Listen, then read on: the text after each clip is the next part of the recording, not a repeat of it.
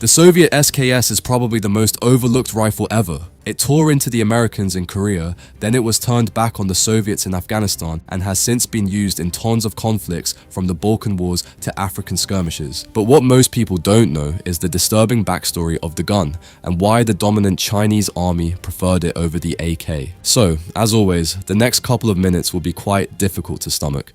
You see, the Soviet soldier who had fought their way into Berlin in 1945 was, for the most part, still working their rifle bolt by hand or firing the old and trusted PPSH. The Mosin Nagant had been a marvel back in 1891, and by the Second World War it was well and truly drawing its pension. It only allowed you one careful shot, then a fistful of metal worked by hand, then another shot, while the man across the field hosed back with a belt-fed machine gun. The Tokarev SVT-40 was supposed to patch that hole, yet it was heavy, fussy about grit and forever needing a fiddle, so plenty of frontline troops slowly handed theirs back for the old and trusted bolt action. So the Soviets went looking for a middle path, something heavier than a pistol but lighter than a full battle rifle, and they found their answer by pinching a German idea. After tangling with the German 7.92 Kurz round on the Eastern Front, Soviet technicians liked the thinking behind it, a shorter middleweight cartridge, and set about building their own version. They called it the 7.62 by 39mm M43, and it was the seed that would arm half the planet. But the rifle built around that little round nearly killed the men holding it, and here is how that happened. The man with the answer was Sergei Simonov,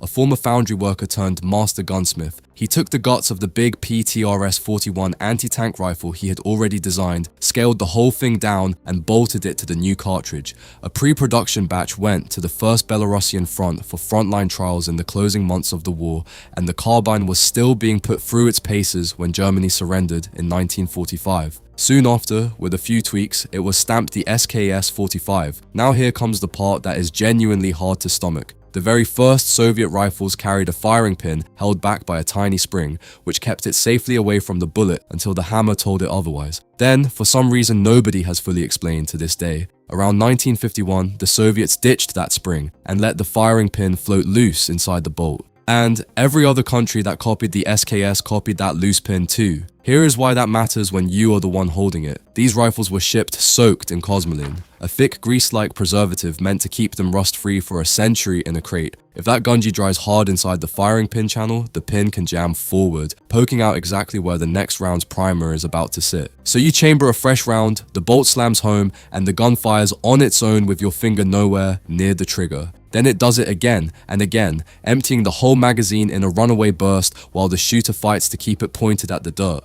Worse still, it can touch off before the bolt is even locked, and that is the kind of malfunction that can explode in your hands.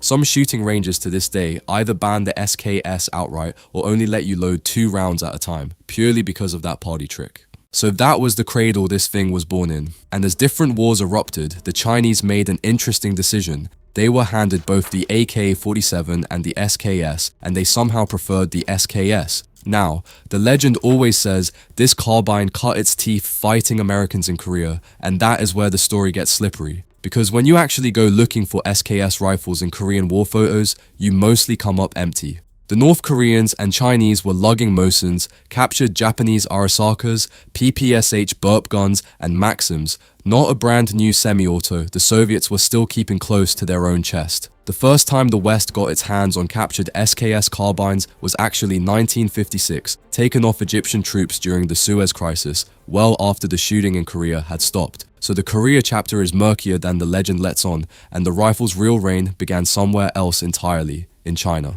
In June of 1955, a Chinese delegation under General Zhao Erlu was given the grand tour of the Tula arms plant, where they watched SKS carbines roll off the line. They wanted in, and after Mao and Khrushchev shook on it, the Soviets handed over the tooling, the blueprints, and a small army of engineers to set the whole thing up. China started building it in 1956 as the Type 56 carbine. And here is the genuinely surprising bit. The Soviets had already decided the SKS was yesterday's news, swapping it for the full auto AK because their new doctrine was all about pouring fire from moving vehicles. But China looked at the same rifle and absolutely loved it.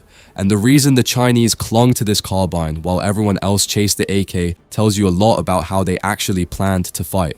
You see, China was arming a colossal army of raw peasant conscripts, often with barely any schooling. The SKS was simple, rugged, and almost impossible to mess up, and an angsty soldier could learn it in an afternoon. Its longer barrel made it a noticeably better shot than the stubby AK, so it actually hit what the recruit aimed at. It sipped ammunition instead of gulping it, 10 aimed rounds at a time off a stripper clip, which mattered enormously when you were feeding millions of riflemen.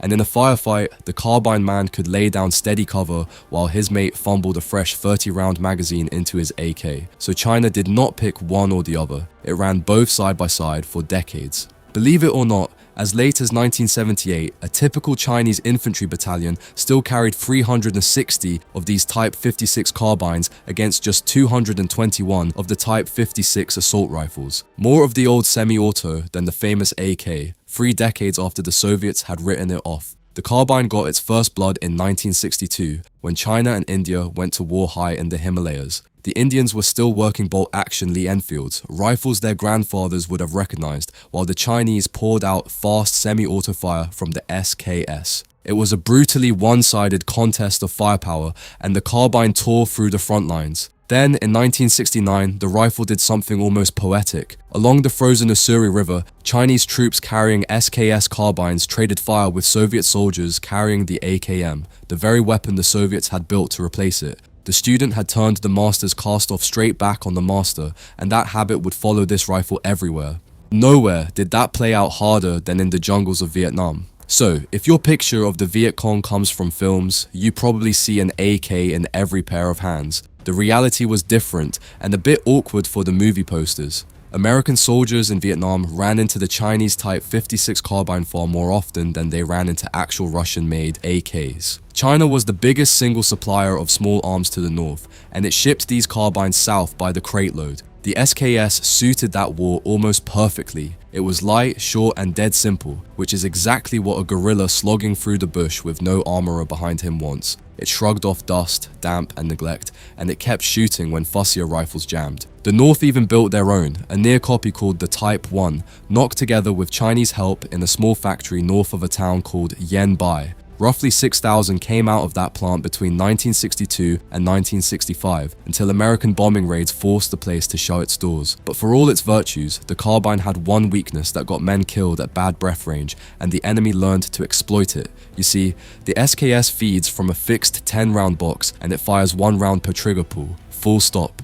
In a sudden close-quarters scrap, the fellow with an AK could dump 30 rounds and swap a magazine in seconds. The SKS man burned through his 10, then had to thumb a stripper clip down into the gun while the world went mad around him. So in the tight, ambush and vanish fighting of the jungle, the carbine slowly lost ground to the AK in Viet Cong hands. It never vanished though, and it left a strange mark on the men who fought it. American troops prized a captured SKS above almost any other trophy, and thousands came home in duffel bags. The thing was met so often that by 1969, the US Army was handing captured SKS carbines to its own opposing force units so soldiers could rehearse against the exact weapon they would meet overseas. And the rifle did not just stay in Asia. When the Soviets rolled into Afghanistan at the end of the 1970s, the same simple carbine came flooding the other way, funneled to the Mujahideen by China, by Pakistan, and by the Americans. So Soviet conscripts in the mountains found themselves under fire from a rifle their own country had dreamt up.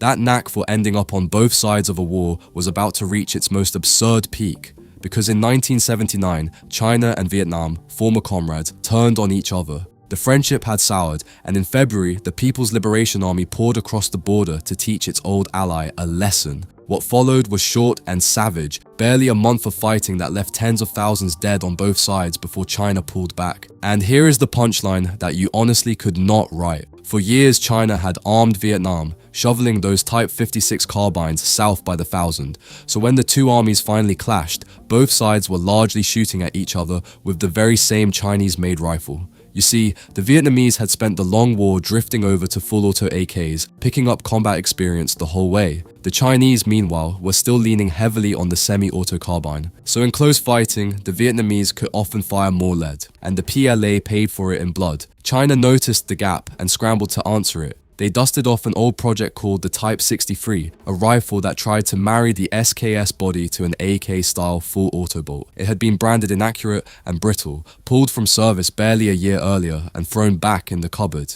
But, desperate for automatic firepower, China yanked a batch out of storage, reworked the bolts and springs, fed them AK magazines, and rushed them to the front. They worked well enough this time, yet the moment the war ended, they were pulled straight back out of service again. So even the gun built to replace the carbine could not knock it off its perch. When the dust settled, Chinese units that had been issued the troublesome Type 63 simply got handed their faithful old Type 56 carbines right back. That stubborn streak is the whole story of this rifle. It was declared obsolete in the 1950s, and it kept turning up at the sharp end of war after war for another 50 years. China only properly retired the carbine from frontline service in the late 1980s, shifting it to militia and reserve duty, where a few lingered well into this century. You see, the SKS had quietly seeded itself into nearly every messy corner of the modern world. When the Soviet Union collapsed, the carbine spilled out into the wars that followed, surfacing in Abkhazia, in Dagestan, and across the Donbass. In the Balkans through the 1990s, smuggled SKS rifles and the Yugoslav version showed up in plenty of hands. That Yugoslav model, the M5966, even came with a built-in spigot on the muzzle so it could lob rifle grenades, a neat trick the original never had. And in southern Africa, the carbine practically defined a generation of bush wars. It armed liberation fighters across Angola, Rhodesia, and what became Namibia, with the Soviets and Chinese funneling them in by the thousand. By the reckoning of one survey, the SKS still sat in the reserve stockpiles of more than 50 national armies, mostly across Africa and the old Soviet bloc. So, how does a semi-auto carbine with a fixed 10-round box, no full auto setting, and a firing pin that can turn on you outlast almost everything that was built to replace it? Well, it comes down to the same brutal arithmetic every single time. It is dirt cheap, near impossible to break, and there are tens of millions of them scattered across the globe, waiting in a crate for the next war that runs short of rifles. The Soviets only wanted a stopgap, a few short years of service before the AK took over for good. What they got was a carbine that never left, one that kept getting turned back on the very people who built it, and that is still being shoved into a frightened soldier's hands today, 3/4 of a century after it was meant to fade away.